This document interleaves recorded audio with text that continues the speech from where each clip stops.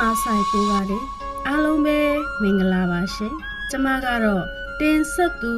ဖော့ဝါပါဒီကနေ့စာရေးဆရာမဧကရီမနောမြေရေးသားထားတဲ့အညတရတို့နှလုံးသားစာအုပ်လေးရဲ့အပိုင်း3ကိုဖတ်ပြပေးမှာဖြစ်ပါတယ်ရှင်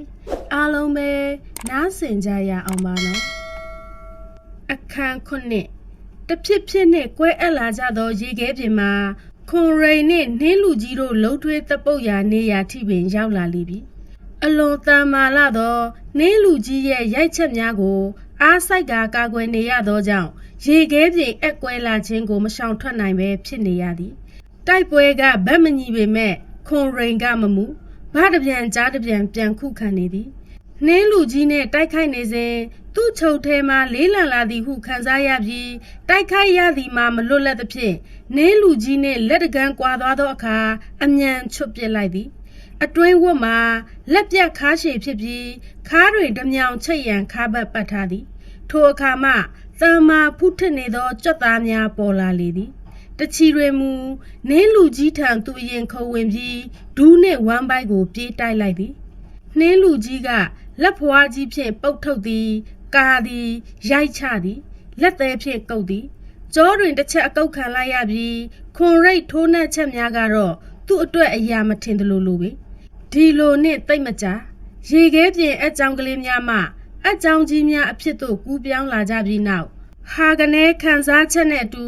နင်းလူကြီးရောခွန်ရိတ်ပါမကြမ်းရေခဲပြင်အောက်ကိုကျွံကျသွားလေတော့သည်ခွန်ရိတ်မှာအေးကနေဖြစ်သွားသောခန္ဓာကိုယ်ကိုအမြန်ဖော့လိုက်ကလက်တစ်ဖက်ကမာကြောနေစေဖြစ်သောရေခဲပြင်အစွန်းကိုအမြန်လန်းဆွဲထားလိုက်သည်အားနှင့်ရေထဲမှခုတ်တက်မြည်ပြင်လိုက်စဉ်သူ့အနားတွင်နင်းလူကြီးပြန်ပေါ်လာပြီးသူ့ကိုရေကန်ထဲဆွဲနှင့်လေတော့သည်ခွန်ရိန်ကသူ့လက်တစ်ဖက်ကရေခဲပြင်အစွန်းကိုမလွတ်ပဲကြံလက်တစ်ဖက်ဖြင့်နှင်းလူဤနာယောင်ကိုထိုးချလိုက်သည်အနှဲငယ်နာကျင်သွားသည်လားဒေါသထွက်သွားသည်လားမသိနင်းလူကြီးထံမှအော်သံထွက်ပေါ်လာသည်စူရဲသောမျက်နှာစိုးကြီးဖြင့်ခွန်ရိန်ကိုစိုက်ကြည့်နေပြီးဆွဲထားသောလက်ကိုလည်းမလွတ်အတင်းပင်ကုတ်ကတ်တွယ်ဖက်ထားသည်အသက်ကိုပြင်းစွာရှူရင်းရေခဲပြင်အစွန်ကိုကုတ်တွယ်ထားဆဲဖြစ်သောခွန်ရိတ်ကိုစောင့်ဆွဲသည်သူ့အကြံကရန်သူကိုရေခဲပြင်အောက်တွင်နစ်မြုပ်ထားခြင်းခဲ့ပုံဒါမျိုးတော့မရဘူးဟဲ့ငါသိရင်မင်းလည်းသိရမယ်ကွခွန်ရိတ်မှာဓားကလည်းလက်ကလွင့်စင်ကျသွားပြီးနှင်းလူကြီးကလည်းအတင်းဆွဲဖက်ခံနေရသဖြင့်ရေခဲပြင်အစွန်ကိုကင်ထားသောလက်ကိုရုပ်ကာလက်နှစ်ဖက်ဖြင့်ရန်သူကိုရင်ဆိုင်လေသည်ကိုဖော့ထားခဲ့ပေမဲ့အေးစိတ်နေသောရေကခန္ဓာကိုယ်တစ်ခုလုံးကိုလေးလံလာစေသည်ခြေနှချောင်းကနှင်းလူကြီးဤကိုခွာကုတ်ထားလိုက်ပြီးဘယ်လက်ဖြင့်လဲဘင်းကိုဖက်ကညာလက်သီးဖြင့်မျက်နာကို3-4ချက်မြဆင့်ထိုးချလိုက်သည်နှင်းလူကြီးသည်သူ့ကိုအတင်းပြန်ဖက်သည်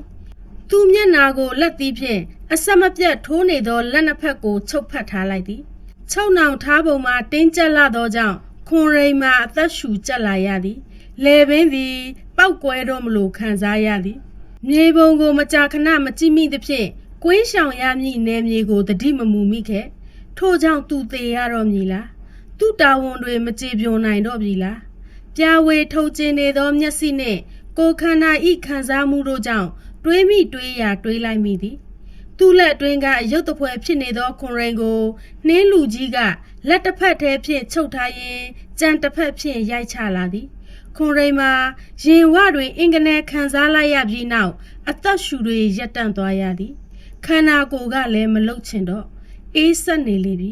အသက်ရှူကလည်းမမှန်ချင်တော့ပါနှင်းလူကြီးမှာသူ့ကိုဆွဲဖက်ရင်းရေခဲပြင်အောက်ကိုဆွဲနစ်ချလိုက်သည်ပါဇက်အတွင်းကနေရေပူပေါင်းလေးများထွက်လာသည်ကိုသာသိသည့်နောက်တွင်အသည့်တွေအမောင်ကျသွားရလေသည်နှင်းလူကြီးမှာရေအနက်အတော်လေးရောက်သောအခါခွန်ရိန်ကိုလွှတ်လိုက်ပြီးရေပေါ်ကူးတက်သွားလေသည်ခွန်ရိန်မှာ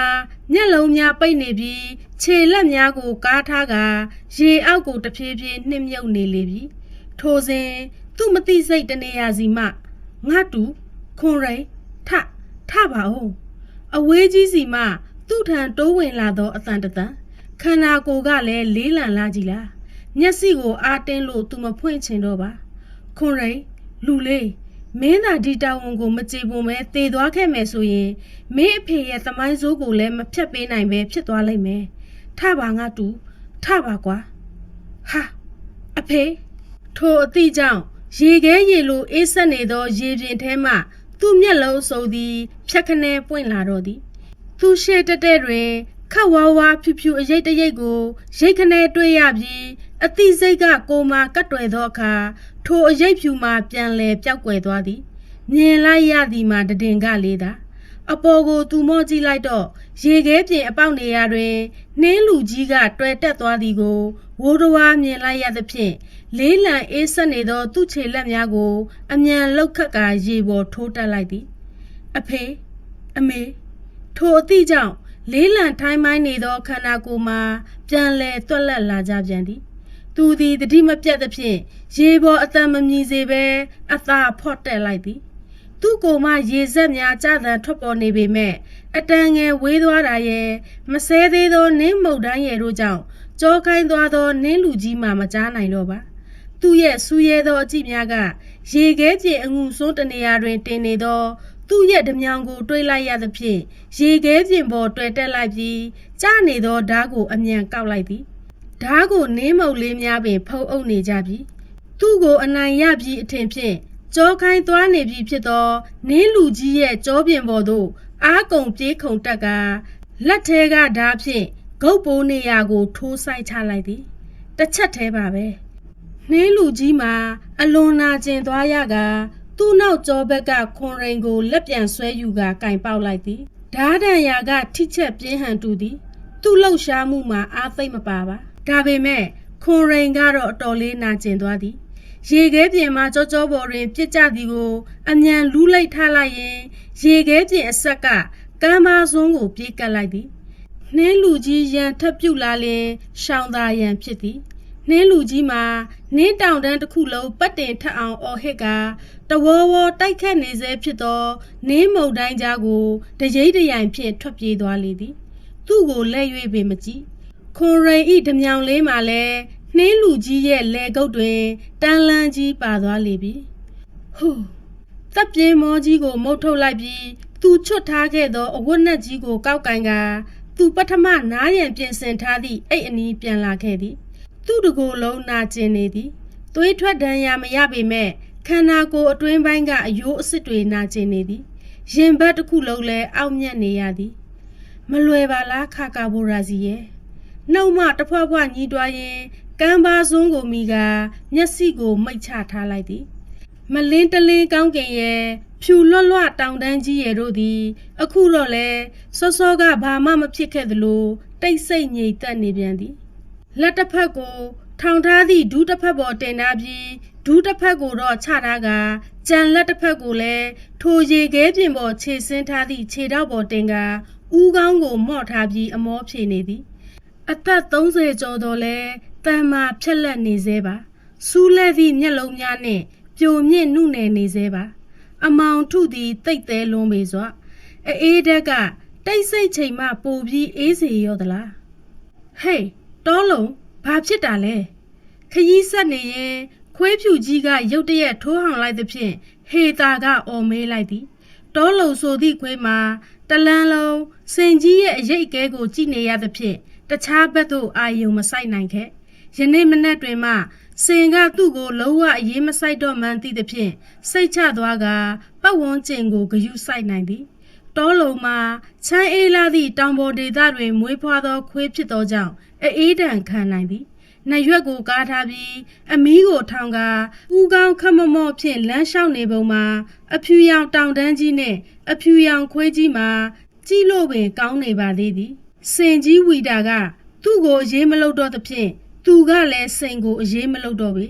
ထို့ကြောင့်ရှေ့တက်တဲ့ကနေဆွင့်ဆွင့်ကြီးရှောင်းနေရမှတစ်ချက်ထိုးဟောင်လိုက်သဖြင့်ဟေတာကလမ်းမေးလိုက်သလိုစင်ကြီးဝီတာရဲ့ခြေလမ်းတွေကလည်းရက်တန့်သွားကြသည်ဝီတာမှာထိုနေရမရောက်ခင်ကတည်းကပင်အနံ့တစ်မျိုးကိုရနေခဲ့ပြီးသားထူးခြားသောသူ့ရဲ့အာယုခံစွမ်းအားကတခြားသူများထက်ပိုလို့သာလွန်သည်သူတို့ရနေသောအနံ့မှာအပုပ်နံ့ဖြစ်သည်ဟင်ဘယ်ကအပုပ်နံ့ပါလဲ ဟေသာမှာယခုမှထိုအနံ့ကိုရှူမိပြီးဘေးဘီဝဲရာကိုစူးစမ်းလိုက်သည်တောလုံဆိုသည့်ခွေးမှာသခင်လိုပြေးထွက်မသွားပဲဝီဒါရဲ့နောက်နာတွင်ရက်တက်နေသည်ခွေးသည်တရှူးရှူးအနံ့ခံပြီးဥနေသည်ဝီဒါမှာသူ့ဦးတရာလမ်းကြောင်းပြောင်းလိုက်သည်လက်ရှိလမ်းကြောင်းမှညာဘက်အနှိပ်ပိုင်းစီဆင်းလာခဲ့သည်မြေပြန့်လာလွင်ပြင်လားမသေးကြသောနေရာတစ်ခုစီရောက်လာကြသည်ထိုနေရာရောက်မှအောက်သို့သို့အပုပ်နှံ့မှစိုးရွားလာသောအပုပ်နှံ့အဖြစ်ပြောင်းလဲသွားသည်ဟုထင်မှတ်လိုက်ကြသည်တောလုံမှာဟောင်သန်နှင့်အတူတနေရာသို့ပြေးထွက်သွားလေပြီဝီဒါကဟေတာကိုနှမောင်းရှည်ကြီးဖြင့်မချပေးလိုက်သည်တောလုံနေအောင်လေဟေတာမှာပတ်ဝန်းကျင်အနေထားကိုတတိမထားမိအားတောလုံနောက်သို့သာအလောတကြီးပြေးလိုက်သွားမိတော့သည်ဝီဒါမှာလွင်ပြင်အဆက်မှာပင်ရက်လျက်ကြံရစ်ခဲ့သည်ဟေတာကအားဆိုင်လို့ပြေးလိုက်ပေမဲ့တောလုံကိုမမီအတန်ကြာပြေးနေရကတောလုံမှာရက်တန့်သွားလေပြီလွင်ပြင်ကျဲရဲ့အလဲပဟိုနှင့်သုံးပုံနှစ်ပုံလောက်တွင်ဖြစ်သည်တောလုံမှာတနေရာကိုအမြန်ပြေးသွားလိုက်ဟေတာစီပြန်ပြေးလာလိုက်ထိုနေရာကိုမေးထိုးပြလိုက်ဖြင့်အလုံးရှုပ်နေတော့သည်ထိုနေရာကိုဟေတာအမြန်ပြေးကြည့်လိုက်သောအခါဟမ်သူမနှုတ်မှအံ့အားသင့်အတန်တန်နဲ့အတူလူကလည်းနောက်ကိုခြေနှလန်းခန့်ဆုပ်လိုက်မိသည်မိမိခြေချထားရနေရာကိုသေချာပြန်ငုပ်ကြည့်ပြီးအခြေအနေကိုအမြန်သုံးသပ်မိသည်ယခုမှစင်ကြီးဝီဒါကိုတတိယကနှောက်ပြန်လှည့်ကြည့်လိုက်သည်အော်ရေအိုင်ကြီးရဲ့အပေါ်ယံလွာတွေကအေးခဲနေပြီးလွင်ပြင်လိုဖြစ်နေတာကိုဒါကိုဝီဒါကသိနေလို့လွင်ပြင်အဆက်ကနေလိုက်မလာတာပဲသူမဘာသာရေရွတ်ပြောဆိုပြီးတောလုံအလုရှုပ်ရာနေရာစီကိုတိုးကပ်မိပြန်တော့သည်တောလုံမှမဟောင်တော့ပေရေခဲပြင်အောက်ကနေထိုးထွက်နေသောအမွှေးစုပ်ဖွားကြီးနှင့်လက်ကြီးတစ်ဖက်ကိုအနံ့ခံလိုက်ရေခဲလွာများကိုကုတ်ချစ်လိုက်ဖြင့်တူးပေါ်နေလေပြီဟေတာသည်ထိုလက်ပြတ်နီးတွင်ထိုင်ချလိုက်ပြီးရေခဲပြင်အောက်ကိုစူးစိုက်ကြည့်မိသည်ဖြူလွတ်လွတ်ရေခဲပြင်အောက်တွင်အရိပ်တစ်ခုလိုထင်ဟပ်နေသည်ထိုလက်ကိုသူမလက်ဖြင့်တိုင်းတာကြည့်မိတော့သူမရဲ့လက်ထက်များစွာကြီးမားနေသည်ကိုသိလိုက်ရသည်အမွှေးဖြူကောင်ရဲ့လက်သေးများကတော့ညိုညစ်ညစ်ဖြစ်နေပြီးရှည်လျားလာသည်သူတို့တွေ့မြင်နေရသောလက်မှာအပြတ်မဟုတ်နိုင်ထိုတတ္တဝါမှာရေခဲပြင်ကိုဖြတ်ရင်အကောင်ကြီးရဲ့အလေးချိန်ကိုမနိုင်သဖြင့်အောက်ကိုကျွံကျခြင်းဖြစ်တန်ရသည်ဟေတာမှာတွေးနေရင်ရေခဲပြင်အောက်ကျွံကျသွားသောထိုတတ္တဝါကြီး၏အဖြစ်တစ်နှစ်အားမြင်အောင်လာမိသည်ယခုသူမတို့တွေ့မြင်နေရသောလက်တစ်ဖက်သည်ရေခဲပြင်ပေါ်ပြန်တက်ဖို့ကြိုးစားခဲ့ခြင်းဖြစ်မည်နောက်ဆုံးဘလို့မှကြိုးစား၍မရနိုင်တော့ဘဲအသက်ဆုံးရှုံးရခြင်းသာဖြစ်ရမည်အပေါ်ပြန်တက်နိုင်ရန်ကြိုးစားခဲ့သောထိုလက်တစ်ဖက်သည်သာအပြင်ထိုးထွက်နေပြီးရေအိုင်မှာလင်းမြန်စွာအေးခဲသွားသဖြင့်အသက်ဆုံးရခြင်းသာဖြစ်ရမည်ဒါကဟေသအတွေ့တောလုံတူးမနေနဲ့တော့သူမတားမြစ်တန်ကြောင့်တောလုံမှာနားလေသည့်အလားတူးဖော်နေခြင်းကိုရက်တက်လိုက်ပြီးသူမနဘေးတွင်စောင့်ကြောက်လေးထိုင်ကဝီဒါဘက်ကိုလှည့်ကြည့်နေသည်ထိုနေရာအနီးကိုမရောက်ခင်ကစိုးရွားစွာနံဟောင်နေသောအပုပ်နှံ့သည်ယခုတော့မနံတော့သလိုပါအေးလွန်သောအရက်မို့လက်မှာမပုတ်မရိမဆွေးသေးပါသေတာမကြသေးတာလည်းဖြစ်နိုင်သည်အကောင်းအတိုင်းပင်ရှိသေးသည်တောလုံရှင်းဆက်သွားကြမယ်သူ့ဘာသာသူရေခဲလွှာကြုံကြပြီးသေတာဖြစ်မယ်ဟေတာကတယောက်တည်းပြောပြီးဝီဒါဘက်ပြန်လှည့်လာခဲ့သည်ဘာကြောင့်မှမသိထိုနေရာတွင်ကြာရှည်စွာမနေလိုပါစိတ်ကမတိုးမတန့်ခံစားနေရသည်ပြီးတော့ယခုအကောင်ကြီးသည်ဘလို့အကောင်ကြီးမှမသိရပါမျက်လုံးပေါင်းများစွာကမမြင်ကွယ်ရာကနေချောင်းကြည့်နေသလိုစောင့်ကြည့်နေသလိုခံစားနေရသည်ဝီဒါသွားကြရအောင်ဘာမှမဟုတ်ဘူးတတ္တဝါကြီးတကောင်ရေခဲပြင်ကျွံကျဟေသာမှာပြောလက်ဆစကားကိုရက်တန့်ပြီးအခုမှသေချာစဉ်းစားမိသည်သူမတို့ဒီလွင်ပြင်ကိုဖျက်ရမည်ဆိုရင်ဝီဒါအတွက်မလွယ်ကူတော့ပေတာမန်စင်များထက်ပင်ပိုမိုကြီးမားနေသောကြောင့်ရေခဲလွာသည်သူ့ကိုအလေးချိန်ကိုခံနိုင်မှာမဟုတ်ကြုံကျသွားနိုင်သည်လွင်ပြင်ကျဲကိုဟေတာစူးစမ်းကြည့်လိုက်တော့မျက်စိတစုံထိကျဲပြန့်ပြီးနေရောင်အောက်တွင်ပင်ခက်ပြသာမြင်ရသည်လွင်ပြင်ကျဲဤအနားသက်တွင်တော့ထိုးထောင်ဖြစ်နေသောတောင်ကုန်းငယ်လေးများထိုတောင်ကုန်းငယ်နှင့်ဆက်နေသောတောင်မြင့်ကြီးများကိုမြင်ရပြန်သည်ဝီဒါရေ ဘလို့လောက်ကြမလဲရေခဲပြင်ကိုကွင်းပြီးပတ်သွားကြမလားဝီဒါကတောင်တန်းတွေပေါ်မျောကြည့်လိုက်သည်ယခုရေခဲပြင်ကိုသူဖြတ်မရပေမဲ့ခွေးနဲ့လူတစ်ယောက်ကတော့ဖြတ်လျှောက်လို့ရလောက်သည်သူတက်ရမည့်တောင်တန်းတွေဘက်ကိုထိုလူသားကိုတင်ဆောင်သွားလင်တော့တောင်မာမတ်ဆောက်သောကြောက်ကမ်းပါးများကြောင့်လူအန္တရာယ်ရှိနိုင်သည်ဒီလွင်ပြင်အဆက်တွင်လမ်းခွဲမှဖြစ်တော်မူထို့ကြောင့်ခက်နွဲ့နွဲ့မိမသားကိုသူစိတ်မချပေမဲ့တာမန်ခွေးတွေထက်ပင်ပိုကြီးနေသောတောလုံကိုမျက်စိကဆွေကြည့်လိုက်သည်ရဲရင်ပုံရသောခွေးမြက်ဝန်းများကြောင့်အတန်ငယ်တော့စိတ်ချ၍ရနိုင်ကောင်းပါရဲ့သူ့ဘာသာသူတွေးတောဆုံးဖြတ်လိုက်ပြီးဟေတာကိုနှမောင်းဖြင့်တွန်းလိုက်သည်ဘာလဲဝီတာဒီလွင်ပြင်ကိုဒုနှစ်ယောက်ပဲဖျက်ရမှာလားနင်းနောက်ကိုလိုက်လို့မရဘူးလားသူမအမေကိုဝီတာကခေါင်းခါပြသည်ကွင်းပြင်ဘက်ကိုသာတွန်းပို့ပြန်သည်ဟေတာကပေကက်ကက်လုံနေသောအခါသူ့နှမောင်းဖြင့်ကောင်းကင်ကိုညွန်ပြသည်အော်ဘာလိုနဲ့ညနေတောင်ဆောင်းတော့မှာပဲရက်တွေကလည်းကုန်မြန်လိုက်တာသူမအတိကကြောက်စင်တောင်မှဝိဇ္ဇာကြီးစီရောက်သွားရပြန်သည်အင်းလေဘာတက်နိုင်မှာလဲဒီလွင်ပြင်ကိုခွေးတကောင်ကိုအဖော်ပြုတ်ပြီးဖျက်ယုံပေါ့လေတိတ်မကြခင်မောင်ကြီးပြိုးလာတော့မည်မမောင်ခင်အမြန်ဖြတ်မှအစဉ်ပြေမည်လာတောလုံးဝီဒါရေဒီကွင်းပြင်ရဲ့အစုပ်တနေရာမှာပြန်ဆုံကြစို့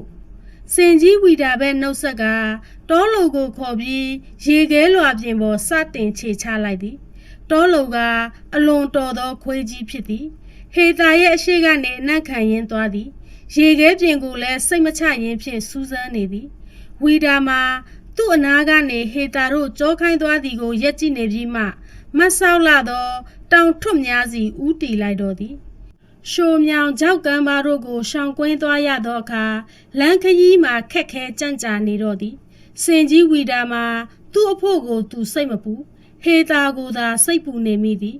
သူနှင့်မဆုံရသေးခင်ရေခဲလွင်ပြင်တွင်တခုခုဘေးတွေ့မည်ကိုစိုးထိတ်နေမိသောကြောင့်ခရီးကိုတွင်ကြီးသွားနေသည်သူသည်ခရီးတစ်ခုကိုလိုသလိုချုပ်နိုင်စွမ်းရှိသောစင်ဖြစ်တော်လဲထို့သို့သူမလုပ်ပါကြောက်စင်တောင်မှပုပ်ကိုကြီးကြောင့်သိတိဝင်ဆွဲနဲ့ကြီးမှာအယောင်ပြောင်းသွားခဲ့ရပြီးသူ့စွမ်းအင်များလည်းပျောက်ဆုံးခဲ့ရသည်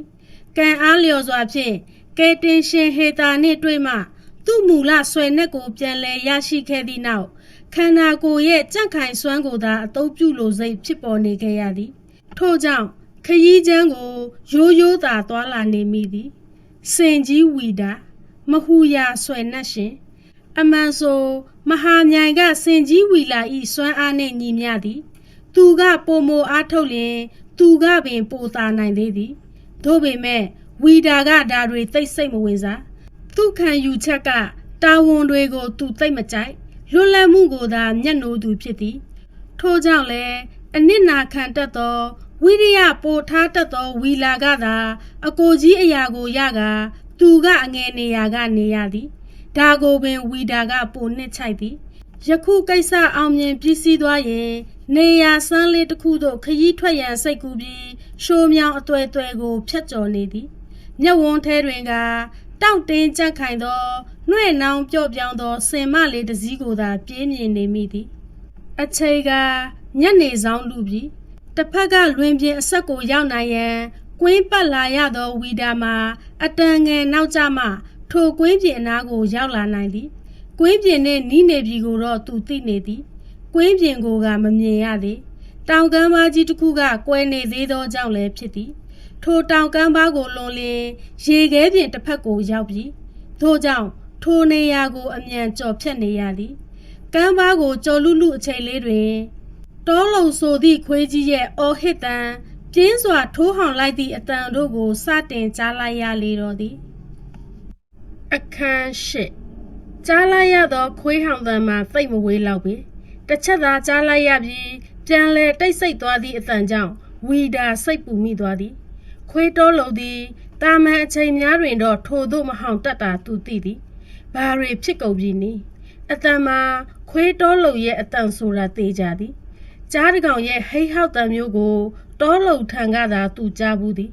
ထို့ကြောင့်သူ့ခြေလမ်းတွေကိုအမြန်ဆုံးလမ်းလိုက်သည်ကမ်းပါးစွန်းအကွက်လေးကိုလွန်သောအခါတွေ့ရပါပြီ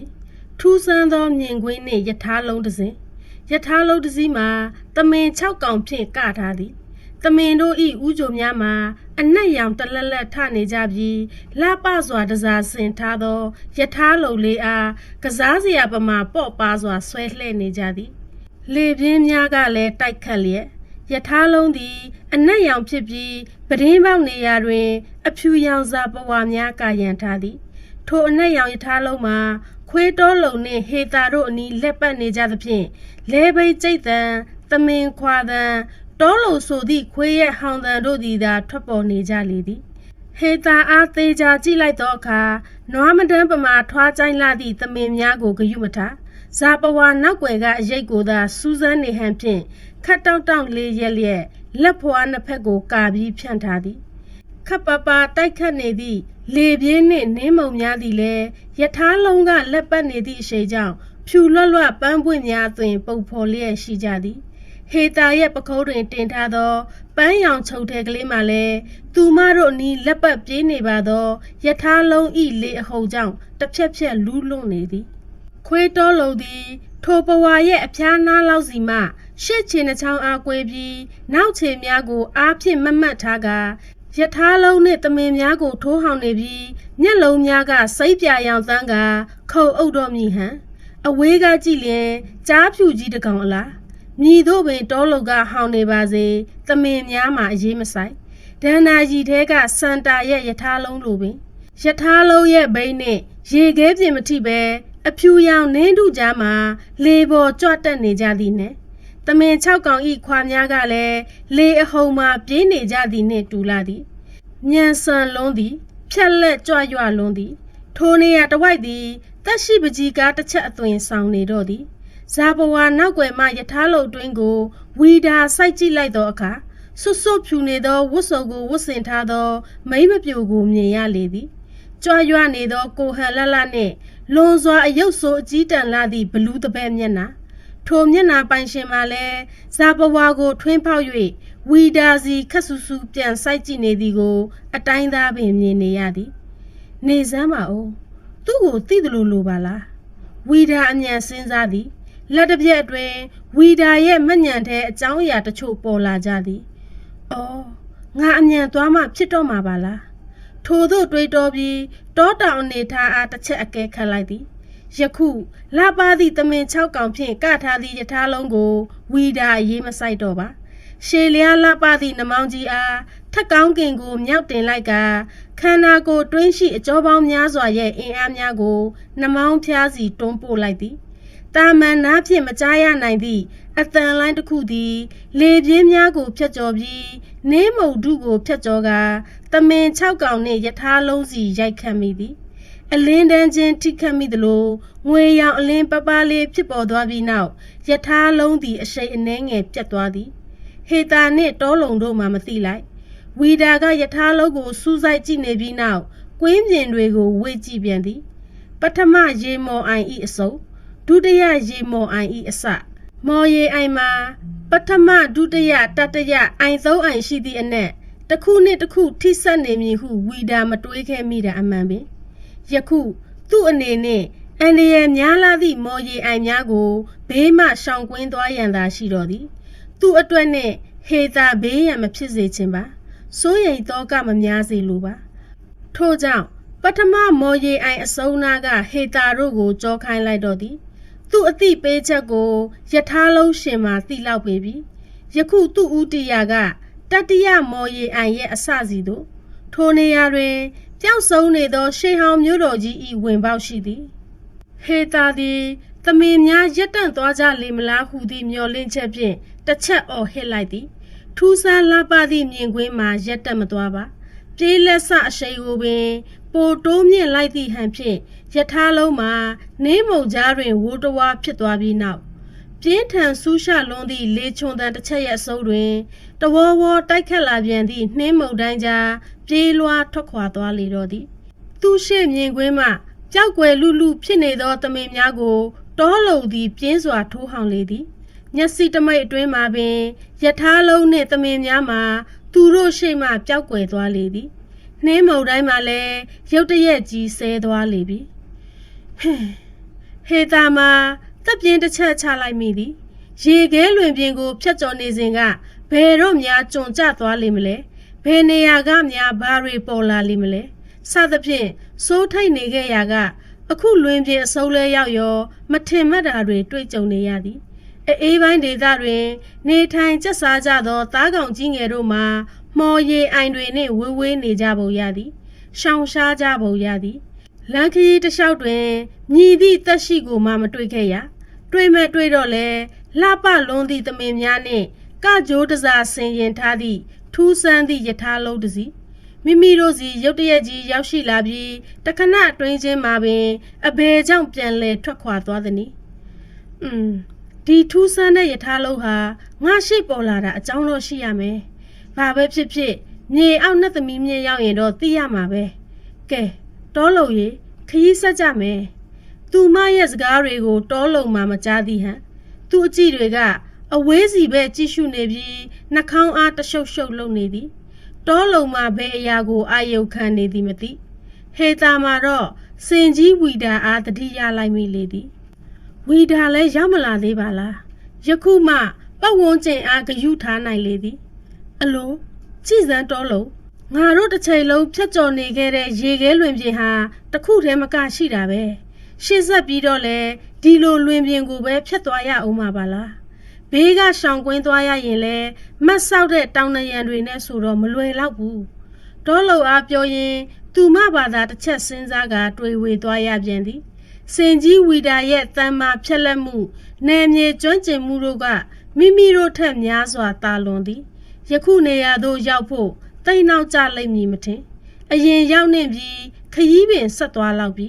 ဟေတာမှာတိတ်တွေးဝေမနေအားတော့ပါမမောင်ခင်ထိုနေရာမှထွက်ခွာဖို့ပြင်ရလေသည်လာတောလုံသွားကြစို့မမောင်ခင်ဒီတညနားခိုစရာရှာရအောင်ပါသူမစကားကြောင့်တောလုံမှာရှေ့ကိုစိုက်ဖြင့်ထွက်သွားလေပြီဦးကောင်းကတော့အငြိမ်မနေပါအဝေးကိုကြည့်သည်အနံ့ခံသည်သူတို့ထွက်သွားပြီးနောက်တွင်ပထမမော်ရီအိုင်သည်တိတ်ဆိတ်ငြိမ်သက်လျက်ကြံရစ်ခဲ့လေတော့သည်ဟာဦးလေးဒွဲ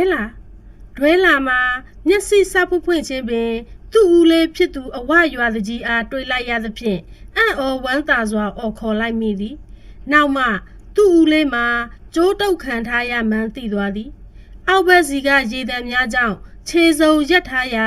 အောက်ဘက်ငုတ်ကြည့်မိသည်နှင့်ဒွဲလာဤမျက်လုံးများမှာပိုမိုပြူးကျဲသွားရတော့သည်မိချောင်းကြီးတွေပါလားဒွဲလာတယောက်စက်သိမ်းများပင်ထသွားရသည်ကုန်းမုတ်ဆိုးတယောက်လည်းဖြစ်တော်သူသည်ရေမုတ်ဆိုးများကိုတွေးလိုက်ရသောအခါထိတ်လန့်သွားရသည်သူအထိတ်တလန့်အော်သံကြောင့်ထင်သည်အောက်ဘက်ရေစက်စီမှမိချောင်းများမှာအပေါ်မော့ကြည့်လာကြပြီးပါဇက်ကြီးများဟကငန့်လင့်နေကြသည်နေရအနေထားမှာရေအိုင်အလဲတွင်လူတရက်ခန့်မြင့်သောကြောက်ကျုံလေးပေါ်ဒွဲလာတို့ကို10ပေကျော်မြခွာကချုပ်နှောင်ထားခြင်းဖြစ်သည်ဟဲ့ဦးလေးဘလို့ကြောင့်ဒီကိုရောက်နေတာလဲဘသူတွေကဖမ်းထားတာလဲပြီးတော့ဒါကဘလို့နေရကြီးလဲဘာအပြစ်နဲ့ဘသူတွေကဖမ်းထားမှန်းငါလည်းမသိဘူးကွအဆောင်နှစ်ယောက်ကိုလည်းမေးလို့မရဘူးထိုအခါမှဒွဲလာကကြောက်ကမ်းပါအစွန်းတနေရာတွင်ထိုင်စကားပြောနေကြသောလူနှစ်ဦးကိုကြည့်ကဟေ့မင်းတို့ဘာကြောင့်ငါတို့ကိုဖမ်းထားတာလဲသူ့ရဲ့အော်မေးတံကိုလူနှစ်ယောက်ကကြားနေတော့လဲဘာမှမတုတ်ပြန်သူတို့ချင်းချင်းသာအပြန်အလှန်ပြောဆိုနေကြဟန်တူသည်ဒွဲလာကိုအရေးဆိုင်နေကြသည်ကတော့အောက်ဘက်စီမှမိချောင်းများသာရှိသည်လူတန်ကြောင့်တဖုံဖုံရုံရင်းဆန်ခတ်ဖြစ်နေကြသည်ဟိုက်ကောင်တွေမင်းတို့နားကန်းနေလားငါမေးတာကိုမကြားကြဘူးလားဒွဲလာမင်းမနေနဲ့မင်းထက်အရင်ငါဒီနေရာကိုရောက်နေတာဘာမှကိုမေးလို့မရခဲ့တာထို့သို့ပြောနေကြစဉ်ရေအိုင်တစ်ဖက်စီကနေတစ်သားတရားတစ်စင်းထိုးကြလာသည်ယခုမှထိုပတ်ဝန်းကျင်တစ်ဝိုက်ကိုဒွဲလာသေးကြကြည့်မိတော့သည်ရေအိုင်သည်ရေအိုင်ငယ်လေးဖြစ်ပြီးအတန်ငယ်နှက်ပုံရသည်ရေအိုင်အလဲကကြောက်ကြုံမြင့်မြင့်လေးမှာပေ90ကျော်လောက်ရှိနိုင်သည်ရေအိုင်တစ်ဖက်တွင်တော့မြင့်မားသည့်တောင်နရံကြီးတစ်ခုရှိနေရာလူသွားသာယုံလေကားငယ်လေးမှာအရှင်ပြုတ်လုထားပုံရသည်ရေအိုင်အလဲကကြောက်ကြုံလေးစီလူအလွယ်တကူကူးဝင်မထွက်ရစေရန်တစ်ဖက်ကတောင်နရံမြင့်မြင့်ကြီးစီကျိုးဖြင့်ဆွဲခောက်ထားပုံမျိုးဖြစ်သည် ယခုလဲထိုလေကားလေးကျလာပြီးနောက်သိပ်မကြထိုလေကားစီမှလူနှစ်ယောက်ဖြတ်လျှောက်ကရေလေကြောက်ကြုံလေးစီလမ်းလာနေကြလေပြီသူ့ဦးလေးကဒွဲလာမင်းမေကုန်းတွေကိုဖြေမဲ့သူတော့လာနေပြီထင်တယ်ထိုစကားကြောင့်လူနှစ်ယောက်အားဒွဲလာအကဲခတ်လိုက်မိသည်လူနှစ်ယောက်မှာအသက်50ကျော်ခန့်ရှိမည်ထင်ရပြီးအသက်မတိမ်မရိပ်လောက်ရှိမည်ထင်ရသည်ဒါကဒွဲလာရဲ့အထင်ကြောက်ကြုံလေးစီလမ်းလာနေကြသူများသည်ခန့်ညာသောဥပဒိယုတ်ကိုစီလည်းရှိကြသည်ကြံတယောက်က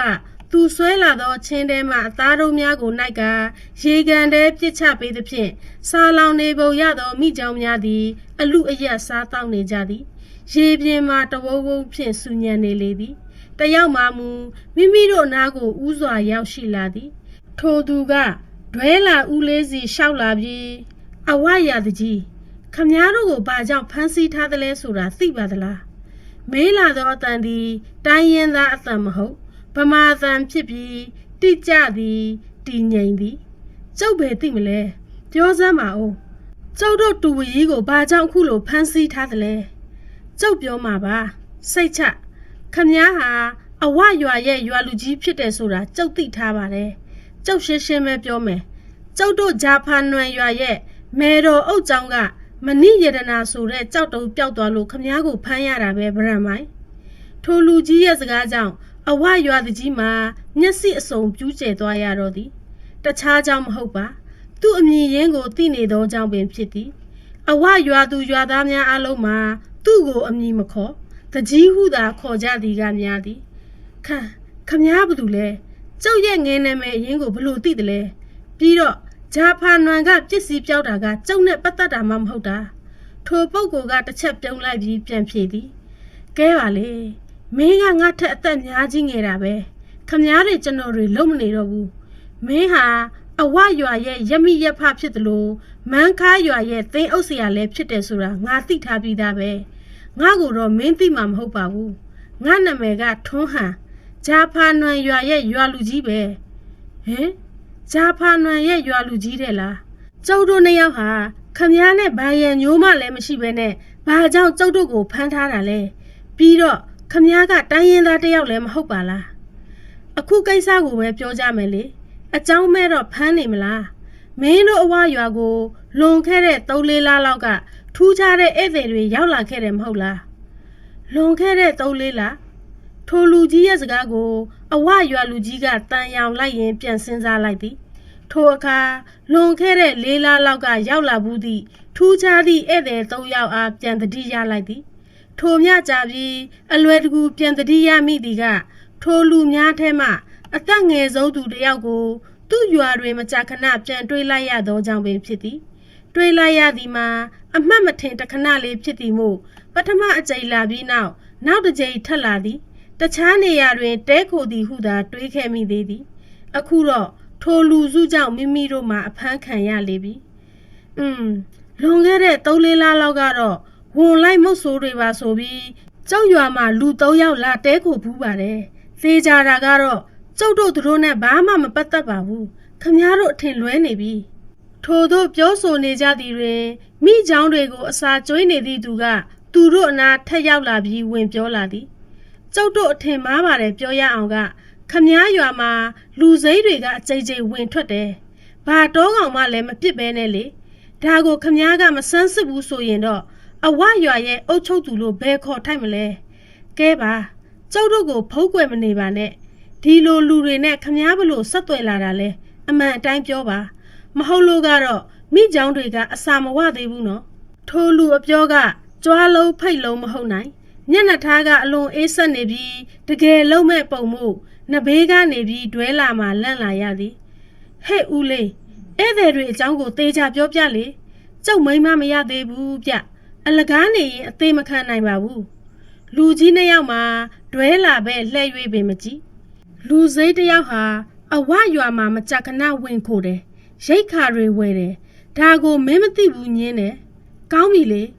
မင်းကိုငါအကြောင်းထက်ပိုပြီးစိတ်ဝင်စားစရာကိုပြောပြလိုက်မယ်ခါကာဘိုရာစီရဲ့အနက်ဆိုင်စုံတနေရာမှာမြေအောက်မှာအေးခဲနေတဲ့နတ်သမီးမြစ်ဆိုတာမင်းကြားဘူးမှာပေါ့မင်းကဒီနေသားဆိုတော့လေပထမရောက်လာသောလူရဲ့စကားကြောင့် အဝရွာတကြီးမှာတစ်ချက်စဉ်းစားပြန်သည်ဒီနယ်မှာမွေးသည့်သူသည်အေးခဲမြစ်ကိုမသိပဲနေမလားကြောက်ကြားဘူးပါတယ်ထိုအဖြေကိုပထမလူကကျေနပ်သွားဟန်ဖြင့်တစ်ချက်ပြုံးသည်သိတယ်ဆိုရင်တဆင့်ထပ်ပြောပြမယ်အဲ့ဒီမြေအောက်မြစ်ကြီးဟာအခိုးခံရတဲ့ကြောက်စွမ်းရည်ကြောင့်အေးပြောလာရင်ကောဟာဒါတော့မဖြစ်နိုင်တာခမည်းတော်ယူနေကြသလားသူ့ရဲ့အလန့်တကြားစကားအစုပ်တွင်ဒုတိယလူသည်သူ့မျက်နှာနာရုတ်တရက်ထိုးကပ်လာပြီးအန်ကြိတ်တန်ဖြင့်ပြောလာသည်ကဒီမှာတကြီး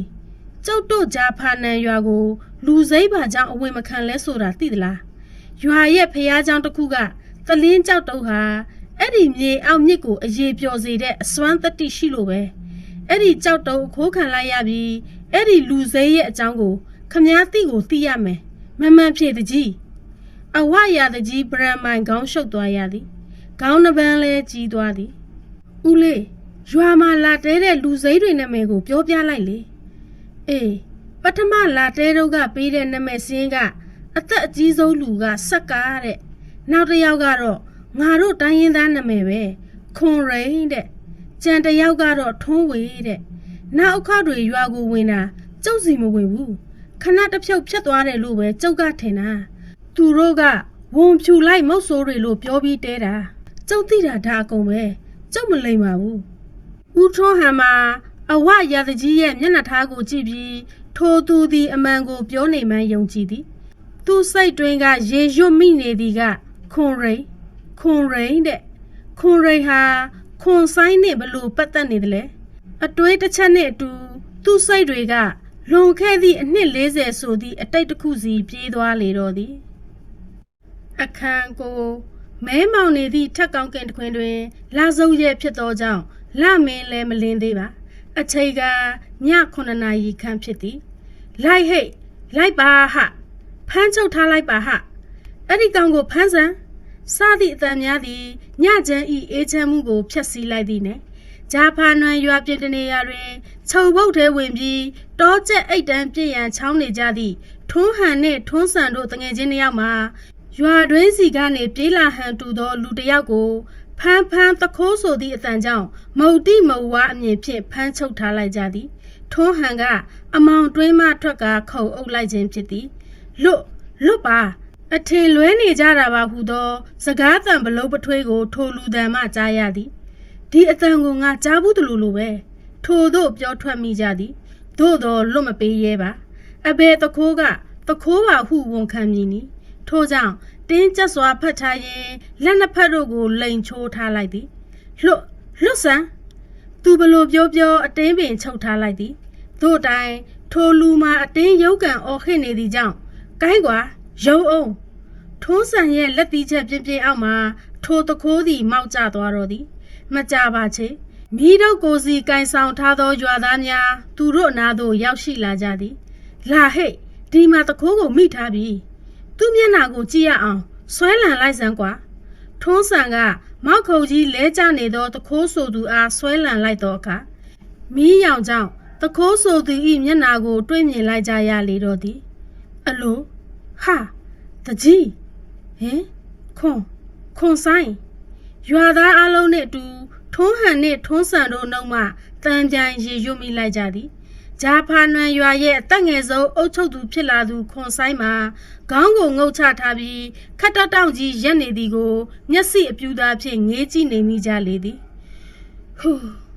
ဦးထွန်းဟန်သည်အတိတ်စီပြန်တွေးမိရမှတပ်ပြင်းတစ်ချက်ကိုလင်းလင်းပင်ပင်ကြီးချလိုက်မိတော့သည်ဦးထွန်းဆန်ကဦးထွန်းဟန်ရဲ့မျက်နှာကိုတစ်ချက်ကြည့်ကအကိုအေးပြောလေဦးထွန်းဆန်သည်ဖမ်းဆီးခံထားရသူနှစ်ယောက်ကိုတစ်ချက်ဝိတ်ကြည့်ရင်ကျွန်တော်တို့ဘာမှမဆိုင်တဲ့သူတွေကိုဖမ်းထားမိပြီထင်တယ်အေးမင်းကတော့ဘလို့တွေးမိလို့လဲ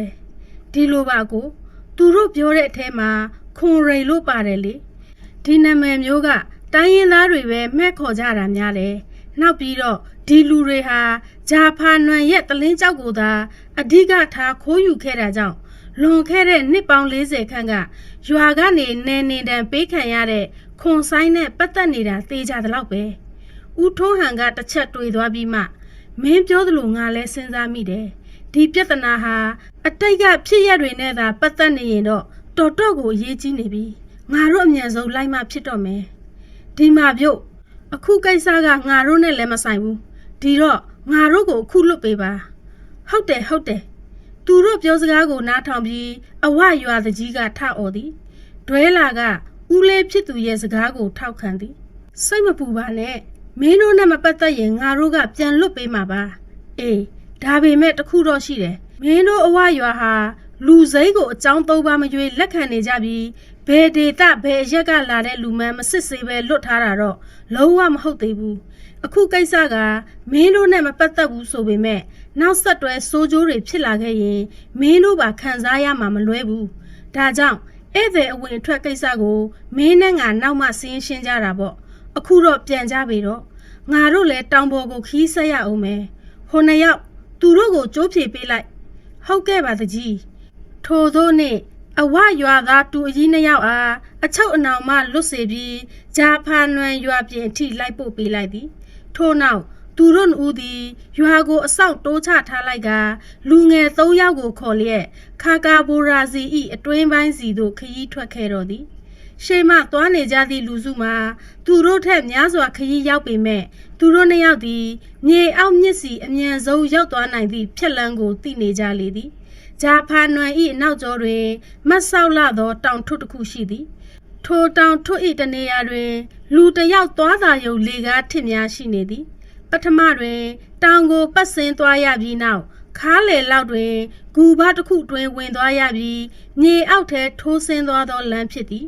ရိုးရိုးလေကားမဟုတ်အုပ်နှင့်တေချာစီပြီးလှုပ်ထားသည့်လေကားဖြစ်သည်လေကားမှာ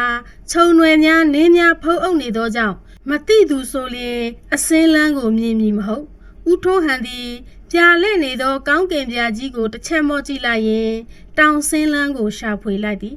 တိတ်မကြပါတွေ့ပြီဟိတ်ဒီနေရာပဲဦးထွန်းဟန်ကတောင်စင်းလန်းအဝင်ဝကခြုံနွယ်အနေငယ်အားခါးကြားမှဓာတ်ရှည်ဖြင့်ရှင်းလင်းရန်ပြင်လိုက်ပြီးမှတတိရသွားကဓာတ်ကိုဓာတ်အိတ်တွင်ပြန်ထိုးထက်ကခြုံနွယ်တို့ကိုလက်ဖြင့်ဖယ်ပြီးအစင်းလန်းလေးပေါ်ခြေချလိုက်လေသည်ခြုံကိုခုတ်လို့မဖြစ်ဘူးကွတခြားသူတွေတွေ့သွားလိမ့်မယ်ပြောလဲပြောစင်းလဲစင်းသည်အကိုတတိထားနော်ဖဲကျွန်တော်အရင်စင်းမယ်တောင်စင်းလန်းလေးမှမကျဲပါတောင်ကိုပတ်ဖောက်ထားသလိုမျိုးမို့မတ်ဆောက်သည်ထို့ကြောင့်ဦးထွန်းဟန်မှာဟန်ချက်ပြတ်သွားရခြင်းပင်ဖြစ်သည်စိတ်မချသည့်ဦးထွန်းဆန်ကဓာတ်ရှည်ကိုအသင့်ကင်ဆောင်ကရှေ့ကဆင်းလေတော့သည်မမောင်သေးပေမဲ့လက်ထဲတွင်တော့2000ခန့်ရှည်သောမီးတုပ်ကိုကင်ဆောင်ထားသည်ဦးထွန်းဟန်ထံတွင်တော့မီးတုပ်မပါပါဓာတ်ရှည်တစ်လက်နှင့်ကိုတွင်တိုင်းလွယ်ထားသောကျိုးတစ်ခွေသာပါပါသည်ထွန်းဆန်မှာထိုစင်းလန်းကိုရှေ့ကနေဆင်းသွားနေပြီမို့သူလဲနောက်ကနေလိုက်ဆင်းရင်လွန်ခဲ့သည့်ဖြစ်ရများအားသေချာပြန်တွေးမိပြန်တော့သည်ထိုစဉ်ကသူတို့နှစ်ယောက်သည်အသက်20အရွယ်လူငယ်များဖြစ်ကြသည်ဇာတိမှာနတ်မောင်မျိုးမှဖြစ်ပြီးသူတို့နှစ်ယောက်လုံးမိဘများမရှိကြတော့ပေကျောင်းနေပဲတငယ်ချင်းလည်းဖြစ်မိဘမဲ့တာချင်းလဲတူနာမည်တွေကပါဆင်နေကြသည့်သူတို့နှစ်ယောက်မှာထွန်းဆန်ကချို့တဲ့သည်ထွန်းဟန်ကကုံတယ်မျိုးရိုးဖြစ်ပြီးမိဘကအမွေတချို့ထားပေးနိုင်ခဲ့သဖြင့်ထွန်းဆန်ကိုအတူခေါ်ကစီးပွားရှာကြသည်ကချင်ပြည်နယ်ထွက်တန်ဖိုးကြီးဆေးမြစ်ဆေးဥများအကြောင်းသိသွားသည့်နောက်တွင်မြစ်ကြီးနားကတငယ်ချင်းနှင့်ဆက်သွဲကမြစ်ကြီးနားသို့ရောက်လာခဲ့ကြသည်ထိုမှတဆင့်ယခုပြန်ခင်မင်ရသည့်ဂျာဖာနွန်ကတငယ်ချင်းစီတောင်းတင်နေကြခြင်းဖြစ်သည်ဂျာဖာနွန်ကတငယ်ချင်းနာမည်ကခွန်ဆိုင်မြစ်ကြီးနားတွင်10တန်းထိနေဘူးပြီးလူရေလေသည့်ပြင်တည်ငြိမ်အေးဆေးသူတယောက်မို့သူတို့နှစ်ယောက်နှင့်အဖွဲကျနေကြသည်နောက်တစ်ချက်ကလည်းခွန်ဆိုင်မှာသူတို့လိုပင်မိဘမဲ့ဖြစ်ပြီးသူ့အဖေ၏အမွေအဖြစ်လောလောလတ်လတ်အုပ်ချုပ်သူရာထူးရထားသူဖြစ်သည်ဂျာဖာနွန်သည်မြို့ပြနှင့်မတူလက်ဆက်အေးများနေသည့်တဘာဝရှုခင်းများနှင့်တိုင်းရင်းသားလူမျိုးများ၏အဖြူထဲစိတ်ထားများကြောင့်ဇာတိမြေကိုမပြန်ဖြစ်ကြဘဲထိုရွာတွင်ပျော်ရွှင်နေကြသည်အနှစ်သက်ဆုံးကိစ္စကတော့မြို့ပြတွင်တွေ့မြင်ရခဲလာသည့်စင်ကြီးများကိုတွေ့မြင်ရခြင်းပင်ဖြစ်သည်ထိုစဉ်တုန်းကတော့ဂျာဖာနွန်တွင်ဇက်မြုပ်ရလိမ့်မည်ဟုသူတို့မထင်ထားခဲ့မိကြပါမမရရညတညတွင်မထင်မှတ်တာတွေဖြစ်ပြီးသူတို့ဘဝတွေတဆစ်ချိုးခဲကြရသည် မေတော်အုတ်ကျောင်းမှတလင်းကျောက်ကိုခွန်ဆိုင်မှခိုးယူခဲ့ပြီးနောက်ခွန်ဆိုင်အားနေနေတန်ပေးခဲ့သလိုတလင်းကျောက်မှာမူလနေရာတွင်ပြန်ထည့်ရာအံမကြတက်သဖြင့်တရွာလုံးတလဲ့စီထဲကြရာ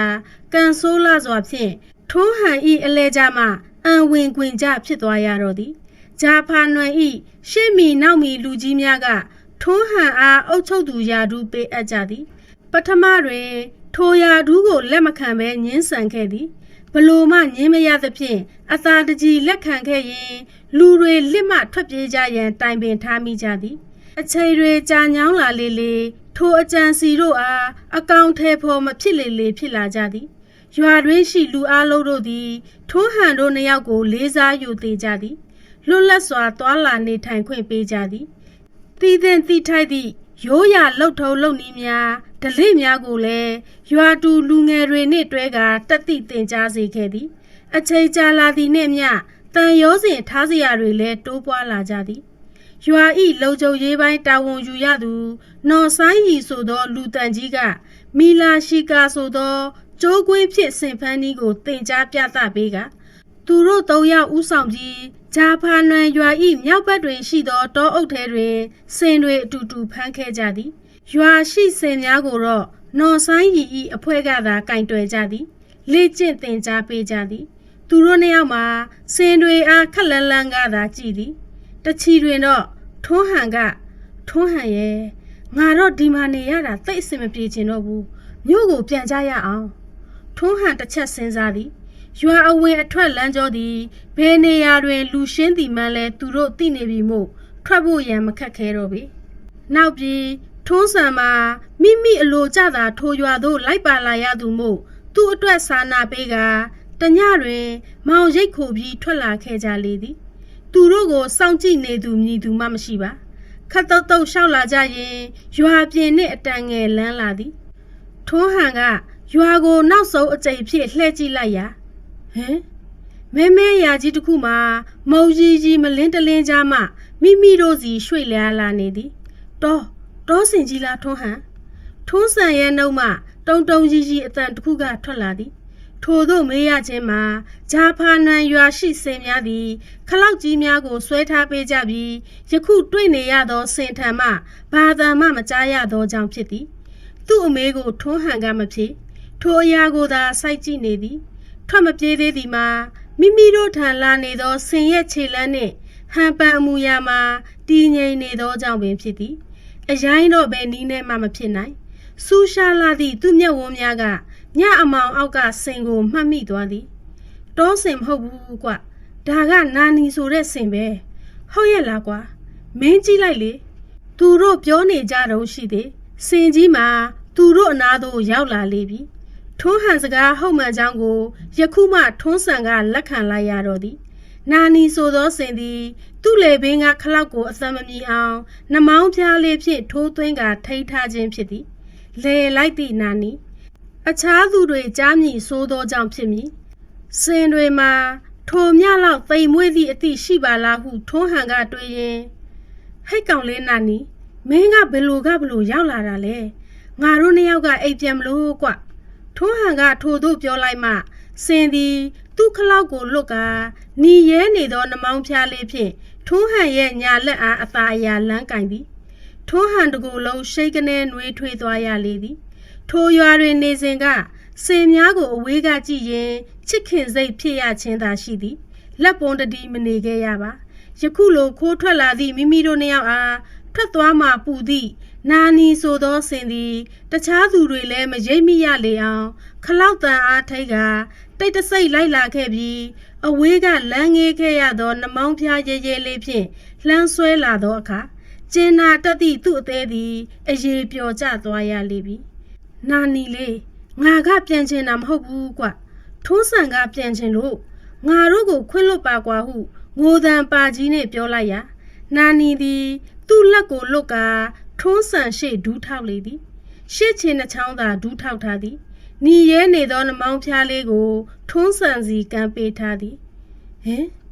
နာနီဤအမူအရာတို့ကမသွားကြပါနဲ့သခင်တို့ရဲ့ဟုပင်ဆိုလေနေသလားနှစ်ယောက်လုံးအံ့အားသင့်သွားခဲ့ကြရသည်စင်တွေရဲ့ချစ်စိတ်နှင့် နားလေတက်သည့်နှလုံးသားကိုထိုအခါမှလက်တွေ့သိလိုက်ကြရလေသည်နှလုံးသားလာသောလူသားနှစ်ယောက်မှာထိုညကဇာတိမြေကိုမပြန်ဖြစ်ကြပဲနာနီခေါ်ရာနောက်ကောက်ကောက်ပါအောင်ပြန်လိုက်ခဲ့ကြလေသည်သူတို့၏အဖြစ်ပြက်ကိုမြည်သူမှမသိလိုက်ကြပါထိုစဉ်ကလေးကစေနာနီ၏စိတ်ထဲတွင်ဂျာဖာနွန်တွင်ထိုလူသားနှစ်ဦးနေထိုင်ဖို့ဆိုရင်ထုံးစံသာအဓိကဟုထင်မှတ်လိုက်လေသည်သူစိတ်တွင်ကထုံးဟန်ကိုပိုချစ်ပေမဲ့လက်တွေ့တွင်တော့ထုံးစံကိုသာပိုအလေးထားအရေးပေးခဲ့သည်ထို့ကြောင့်ထုံးစံနှင့်နာနီတို့သည်အမြဲတတွဲထိုနေ့မှစ၍သဘာဝကိုနှစ်သက်တတ်သောအံ့ဖွယ်လူသားနှစ်ယောက်သည်ဇာတိမြေအားများစွာမလွမ်းဖြစ်တော့ပဲဂျာဖာနွန်တွင်အနှစ်40မြအချိန်ကုန်စေခဲ့သည်အတိတ်ကမထင်မှတ်စရာအကြောင်းတစ်ခုကအခုတော့ဂျာဖာနွန်ကိုရိုက်ခတ်လာလေပြီမိမိတို့အနေဖြင့်ရင်ဆိုင်ယုံမှတပါအခြားမရှိပါဦးထိုးဟန်မှာရွာမထွက်ခါနီးတွင်မိမိအားနောက်ဆုံးကြည့်သွားခဲ့သည့်တငယ်ချင်းဖြစ်သူခွန်ဆိုင်၏မျက်ဝန်းများကိုယနေ့တိုင်မမေ့ခဲ့ပါမြေအောက်မြို့တော်ခါကာဘိုရာစီ၏ပေမတောင်တန်းကြီးရဲ့အလဲဗဟိုတွင်တည်ရှိသည်ထိုမြို့တော်မှာရှေးရခင်ကလေးကတည်ရှိခဲ့ပြီးလူသားတို့တည်ဆောက်ခဲ့ခြင်းမဟုတ်ပါဘလူးတို့ကတည်ဆောက်ခဲ့ခြင်းဖြစ်သည်ထိုမြို့တော်ကဘလူးအားလုံးတို့သည်ကြမ်းတမ်းသောရုပ်ရည်ရှိပြီးအဆွဲငုံငေါဖြင့်ကိုလုံးကိုထဲကြီးမားကြသည်ထိုမြို့တော်အားသုခိမာလာမည်သောဘလူးမကအုပ်ချုပ်သည်တခြားဘလူးတို့နှင့်မတူတမူထူးခြားသည်ခန္ဓာကိုယ်သည်အမွေးအမင်မရှိအလွန်လှပပြီးရုပ်ရည်မှာတော့တခြားဘလူးတို့နှင့်အတူတူပင်ဆိုးရွားလာသည်ဘလူးတို့သည်ကုန်းတွင်နေထိုင်သောဘလူးနှင့်ရေထဲတွင်နေထိုင်ကြသောဘလူးနှမျိုးရှိသည်တဖန်နတ်ပြည်၌ဖြစ်သောဘလူးနှင့်လူပြည်၌ဖြစ်သောဘလူးဟု၍နှမျိုးရှိပြီးနတ်ပြည်၌ဖြစ်သောဘလူးတို့သည်ဝိရုထကနတ်မင်းကြီး၏အချွေအရန်အလုတ်ကျွေးဖြစ်သောဂုံပံဘလူးများကုဝေရနတ်မင်းကြီးနှင့်တကွအိတ်တသောမဆသောဘလူးစစ်သူကြီးများတလောလတတလာဆသောဘလူးအဆောက်ချက်များနှင့်တာမန်နတ်ဘလူးများဖြစ်သည်လူပြည်၌ဖြစ်သောဘလူးများမှာရက်ခဂုံမံဘုတ်မြေဘုတ်ပြိတ္တာတဆေဟု၍အမျိုးမျိုးခေါ်ဝေါ်ကြသည့်အနက်မြေအောက်မြို့တော်ကိုစောင့်ရှောက်ရသောဘလူးမသုခိမာလာသည်ကုဝေရနတ်မင်းကြီး၏လက်အောက်ခံဖြစ်ပြီးအစွမ်းထက်သောနတ်ဘလူးမျိုးပင်ဖြစ်သည်ထိုမြေအောက်မြို့တော်ရဲ့အတွင်းပိုင်းတနေရာတွင်ထိုထက်ကြီးမားသည့်မြို့တော်ရှိသေးသည်နေရာအနေအထားသာကွာသည်ခါကာဘိုရာစီသည်ဟိမဝန္တာနှင့်ဆက်ဆက်တောင်တန်းဖြစ်သည်မို့ထိုထက်ပို၍နတ်ဆိုင်သောမြို့တော်မှာရှန်ဗဲလာခေါ်ရှန်ဂရီလာဖြစ်ပုံရသည်ထိုနေရာသည်လူသူမရောက်ထိုနေရာသည်မြတ်သောနေရာ၏ဂိတ်တကားတစ်ခုဟုဆိုလျင်လဲမမထိုကြောင့်စီးနှင်းများအမြဲတစေဖုံးလွှမ်းနေပြီးရေတွေအေးခဲနေသောမြေအောက်မြို့တော်အတွင်းသို့ဘယ်သက်ရှိမှရောက်မလာနိုင်ခဲ့တာကြပြီယနေ့မနက်တွင်တော့သုခိမာလာ၏မျက်လုံးထဲတွင်မြေအောက်မြို့ကြီးရေဖုံးလွှမ်းသွားသည်ဟုမြင်လိုက်သည်ထို့ကြောင့်သူမစီးနေကြယထာလုံးဖြင့်မြို့တော်အပြင်ကိုခြေဆန့်မိရာပထမမော်ရေအိုင်တွင်ဝင်ရောက်လာသောလူသားတစ်ယောက်နှင့်ခွေးတစ်ကောင်ကိုမြင်ရလေသည်တားမြင့်နယ်မြေအတွင်းကျူးကျော်ဝင်ရောက်လာသူမှာသေလန်းကိုမြန်းရမည်ဖြစ်သည်ထိုလူသားကိုတတ်ဖို့ပြင်နေတော့အလွန်ထူးဆန်းလာသည့်အတန်တိတ်အချက်ပေးသံကိုသူ့ရဲ့စိတ်ကကြားသိခဲ့ရသဖြင့်မတတ်သေးပဲပြန်လှည့်ခဲ့ခြင်းဖြစ်သည်လျင်မြန်လာသောယထာလုံးသည်ဂမူပေါတစ်ခုမှနေ၍ဝုန်းကနေကျုံဝင်သွားပြီးမတ်ဆောက်လာသောမြေအောက်ဥမင်အတိုင်းဆွဲဆင်းလေသည်ဝင်ထွက်နေကြလမ်းကြောင်းမို့ထင်သည်လှပစွာတစားဆင်ထားရသည့်ယထာလုံးသည်၎င်းသမင်တို့သည်၎င်းအတောင်ပံပေါက်၍ပြန်ဝဲဆင်းနေကြသည်နှင့်ပင်တူသေးတော်သည်အတန်ကြာဆင်းနေပြီးနောက်မြို့တော်တကားပေါက်ကိုမြင်ရပြီဖြစ်သည်မြင့်မားသည့်မြို့ရိုးတတိုင်းကြီးကာရန်ထားသည်ကြီးမားခန့်ထည်လာသည့်တိုင်လုံးကြီးများကအထက်တောင်မကြီးကိုပင့်ထိန်ထားသည်နှင့်ဘယ်ခေတ်ပယံလက်ရမှန်းမသိရမြေအောက်မှာပင်ခိုင်ခန့်လှပ၍နေလေတော့သည်မြေအောက်ဆိုတော့လဲမောင်မိုက်၍မနေအယမ်းမလင်းသလိုမောင်လဲမမောင်ပါသုခိမာလာ၏ယထာလုံးသည်မြို့ရိုးမုတ်ဝကိုရောက်ချင်းပင်သုခိမာလာလာခဲ့ဟူသောအတန်နဲ့ကြီးအား မြို့ရိုးအတွင်းစီမှပေါ်ထွက်လာသည်ကိုစတင်ကြားလိုက်ရလေတော့သည်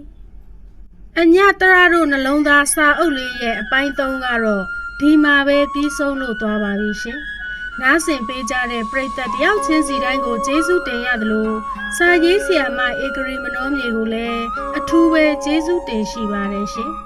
အညတရတို့နှလုံးသားစာအုပ်လေးရဲ့အပိုင်း4စက်သိမ်းပိုင်းလေးမှာပြန်လည်ဆုံတွေ့ကြပါစို့ရှင်